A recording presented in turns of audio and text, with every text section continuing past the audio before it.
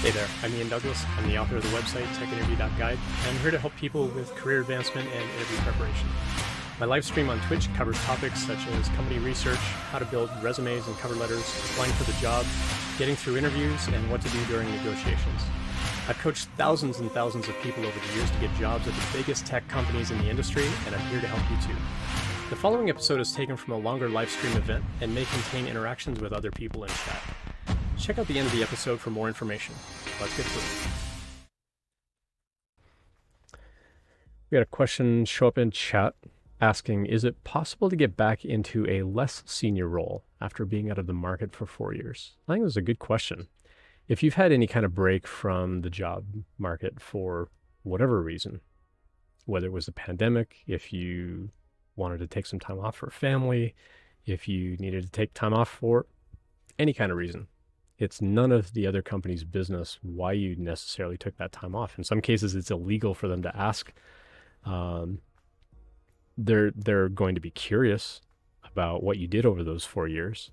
But I think most of that curiosity is going to stem from, did you keep your skills sharp over those 4 years? Part of me wonders, and maybe you can clarify this in chat for me, part of me wonders if the question stems from, I've been out of the industry and I want to take a less senior role specifically because I need to get caught back up on technical skill.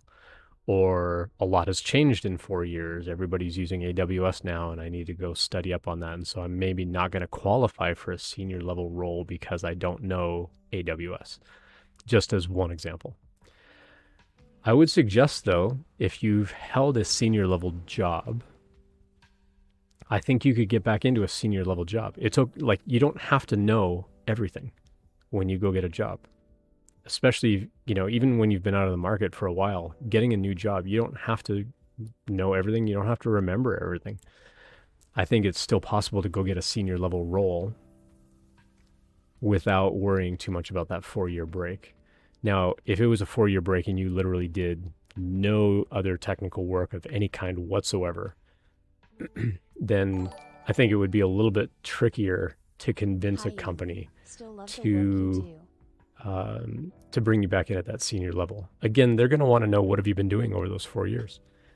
Excuse me. They're going to be wondering, what have you been doing over that time to keep your skills sharp? What kinds of projects have you been doing?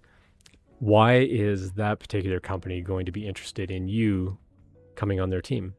What is it about, and vice versa, what is it about their company that has you interested in going to work for them as an employee?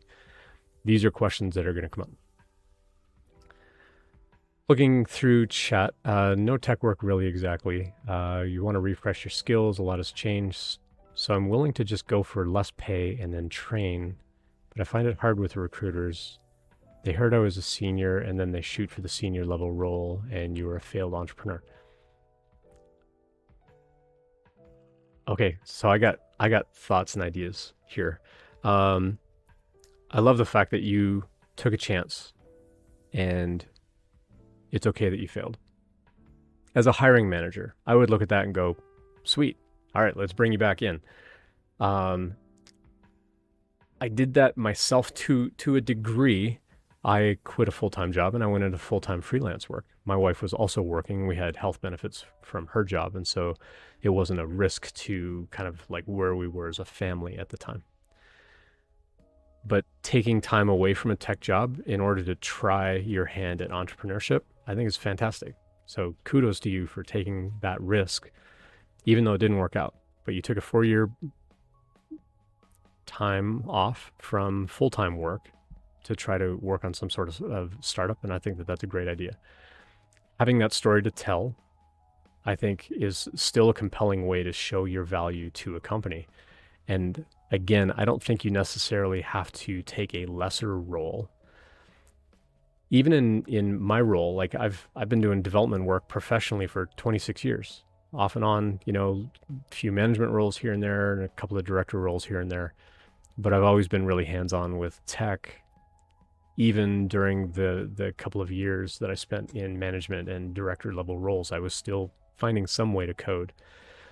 If you've been away from tech and you've not been coding and you just feel like your skills are a little rusty, I think you could spend a little bit of time practicing and getting back and getting ready for the interview, and then just go back into the senior level role. Everybody coming in on a new role has some kind of training they're going to need. Very few people are going to hit the ground running and know 100% of everything they need to know to do that job on day one at that job. I was chatting with somebody less than a week ago and basically told them, like, no matter how senior you are in the industry, like, I've been doing this a long, long time. I started a job back in January. That first day on the job, everybody is a junior dev. Everybody's a junior dev their first day on the job. Everybody has things to learn.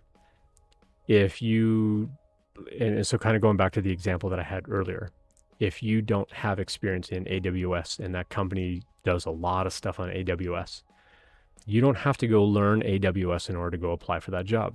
You can go apply for that job based on the skill that you have and say, this is something that I know that I'm going to need to work on. Here's my plan to get up to speed on this.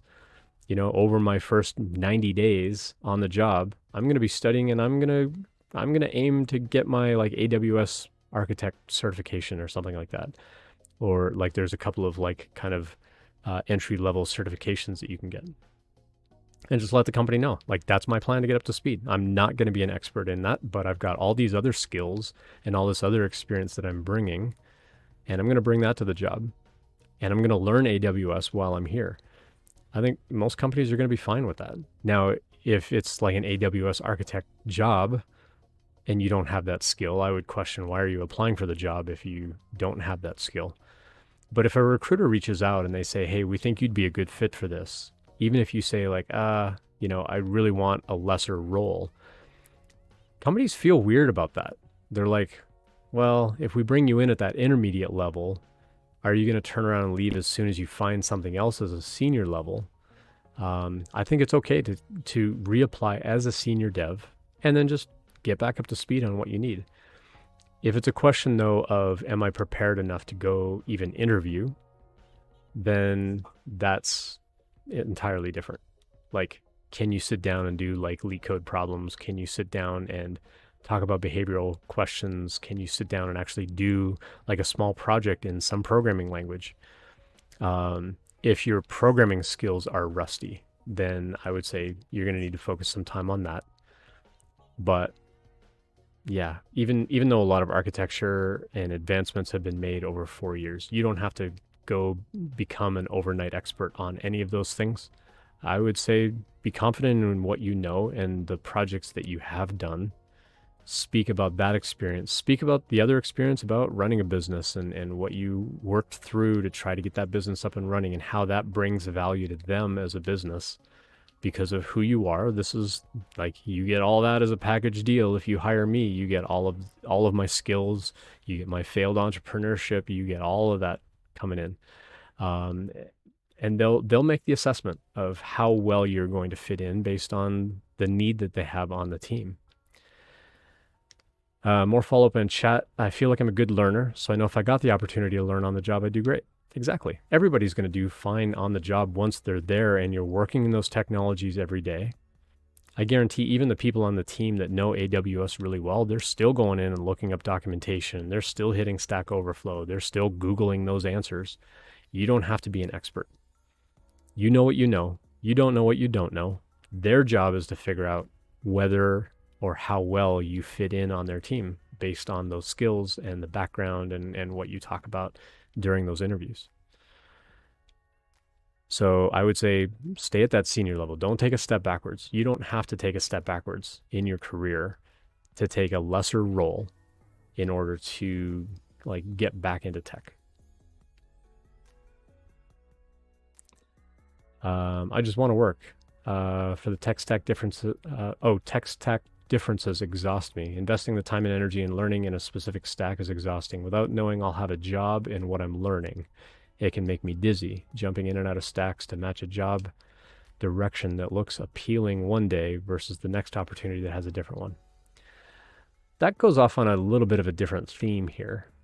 That's basically saying, like, what should I study? What should I learn? What kinds of projects should I make that are going to be valuable to everybody? As opposed to this job wants React and this job wants Django, and this project or this company wants, Elixir, and this company wants Go, and this company wants me to learn Rust, and now I got to go learn 50 things just to go apply for jobs. No, don't do that. Double down on what you know. If you know Python really well, do all of your interviews in Python and say, I'm a senior level dev. Here's a track record of me learning things in a hurry, applying that skill, and becoming effective in that skill. That's all you need to demonstrate. And during that interview process, if they say, well, we really need you to get up to speed on Rust, great. I'm going to go do a quick little project on Rust. I'll get back to you in a week and show you the progress that I can make in 1 week. And then we can talk about moving forward in the interview process, and go rebuild a project that you've already done, but figure out how to redo it in Rust. There are sites that you can use out there. I'll paste one in chat. It's called Programming Idioms. It's one of my favorite sites, Programming Idioms. And let's do Python and Rust. So let's say I know Python really well and I need to go learn Rust in a hurry. I'm going to go to this webpage. I'm going to drop this in chat, and I'll drop this in the YouTube description and the podcast audio description as well. Go check out this link. This link is going to show you side by side. It's programming-idioms.org for anybody listening to the audio. On this website, you can list any 2 programming languages that they have in their catalog, and they're going to show you a side-by-side comparison. If you do it this way in Python, this is how you do it in Rust. For declaring variables, how to iterate over lists, how to make functions, how to build classes if it's object-oriented, how to do debugging. It's going to show you absolutely everything that you need to know to go from one programming language to another. Tell them you're going to go build a project in a week, and show them the progress that you make in a week, and look how effective I can be. And so it's all about selling them on the demonstration of your skill. And I would say just go do all of your interviews in Python. If they absolutely require that you have Rust experience, then I would question why they're even interviewing you if they know you don't have that experience. It means they see some other potential in you, not just the recruiter. If you get through the recruiter call, that doesn't necessarily mean anything. It means that you can impress somebody who's maybe not even technical. But if they have to hand you off to a hiring manager, and that hiring manager is willing to interview you, that means that they understand that you don't have that particular skill, but they believe you have the potential to come and fill that role. That's why they're continuing to interview you. So lean into that. They already believe in you. Use that to believe in yourself and go, all right, they believe in me this much. They think I'm already a possibility. Keep telling yourself that. Work through their interview process, but interview in Python. You don't have to become a Rust expert to go try to interview in Rust. I think that that's a big fallacy, is people see these job descriptions and go, okay, well, I got to become a Rust expert. And then they get into that interview and they're like, oh, I don't really remember how to do this stuff. And now I look dumb. It's go to the interview and interview in the language you know really well. So double down on what you already know. If you know Python really well, I use that as my example because that's my fallback. That's the language I'm going to fall back to every time. If you ever interview me, I'm going to do it in Python and explain, I've done a little bit of Go, I've done a little bit of JavaScript, I've done a little bit of Ruby, I've done a little bit of this, a little bit of that. I've done a little bit of a lot of things. Whatever you need me to do on the job, I'm going to get up to speed on that. And I'm going to be effective in that role using whatever technology you want me to be, but I'm going to interview in Python because I want to show you the strengths that I have, to show you what I can really lean into and how effective I can be.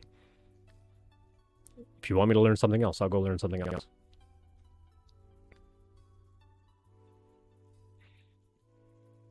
Thanks for checking that out. I hope that you found it helpful. I always appreciate feedback, so please let me know what you think. I appreciate any subscriptions, so please tell your friends and colleagues about it as well. Check out the website techinterview.guide for more information about when I'm live streaming and all of my free content. Drop by a live stream anytime to ask questions or message me privately, whatever makes you most comfortable. See you next time.